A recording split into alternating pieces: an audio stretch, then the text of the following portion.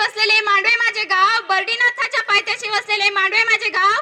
भाषणाला सुरुवात करते. कांचन माझे नाव, कांचन माझे नाव. आदरणीय व्यासपीठ उपस्थित प्रमुख पाहुणे, गुरुजन वर्ग व माझ्या प्रिय मित्र मैत्रिणींनो, आपल्या सर्वांना माझा सप्रेम नमस्कार. आज मला जागतिक आदिवासी दिन या अत्यंत महत्त्वाच्या विषयावर माझे विचार मांडण्याची संधी मिळाली, याचा मला आनंद होत आहे. दरवर्षी 9 ऑगस्ट हा दिवस जगभरात जागतिक आदिवासी दिन म्हणून साजरा केला जातो. या दिवसाची सुरुवात संयुक्त राष्ट्र संघाने आदिवासी समाजाचे हक्क, संस्कृती, भाषा, परंपरा आणि त्यांच्या योगदानाचा सन्मान करण्यासाठी केली. भारत हा विविधतेने नटलेला देश आहे. या विविधतेत आदिवासी समाजाचे स्थान अत्यंत महत्त्वाचे आहे. जंगल, पर्वत, नद्या आणि निसर्गाशी सुसंवाद साधत जगण्याची जीवनशैली आदिवासी समाजाने हजारो वर्ष जपली आहे. पर्यावरणाचे संवर्धन, जैवविविधतेचे संरक्षण आदिवासी समाजाचे स्थान अत्यंत महत्त्वाचे आहे. आपण जर स्वातंत्र्याचा इतिहास पाहिला तर अनेक आदिवासी क्रांतिकारकांनी आपल्या मातृभूमीसाठी बलिदान दिले.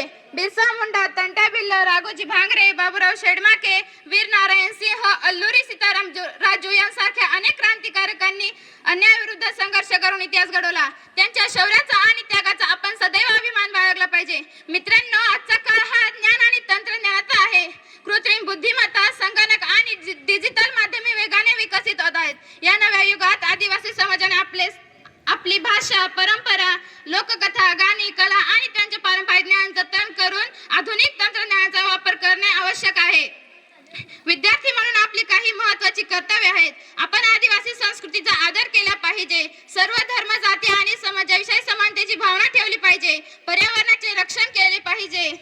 संविधानातील समता, बंधुता आणि न्याय या मूल्यांचे पालन करणे ही देखील आपली जबाबदारी आहे. आज जागतिक आदिवासी दिनाच्या निमित्ताने आपण एक संकल्प करूया की भारतातील प्रत्येक आदिवासी भाषा, संस्कृती, परंपरा आणि ज्ञानाचा सन्मान करू, पर्यावरणाचे रक्षण करू आणि समतेवर आधारित समाज घडवण्यासाठी प्रयत्न करू. डॉक्टर बाबासाहेब आंबेडकर यांचे एक विचार आपण नेहमी लक्षात ठेवले पाहिजे. शिक्षण हे वाघिणीचे दूध आहे, जो तो पिईल तो गुरगुरल्याशिवाय राहणार नाही. हा संदेश प्रत्येक विद्यार्थ्याला प्रेरणा देणार आहे. ज्या समाजाला आपल्या मुळाची जाणीव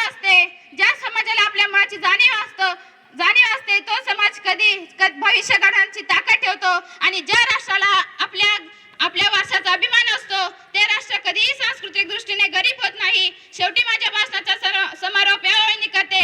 जंगल, जल आणि जमीन यांचे रक्षण करूया. आदिवासी संस्कृतीचा अभिमान जपूया. ज्ञान, समता आणि मानवतेचा दीप प्रज्वलित करून समृद्ध आणि सशक्त भारत घडूया. आपण सर्वांनी माझे शांतपणे मनोगत ऐकून घेतले त्याबद्दल मनपूर्वक धन्यवाद. जय हिंद, जय महाराष्ट्र, जय आदिवासी, जय जोहार. थँक्यू.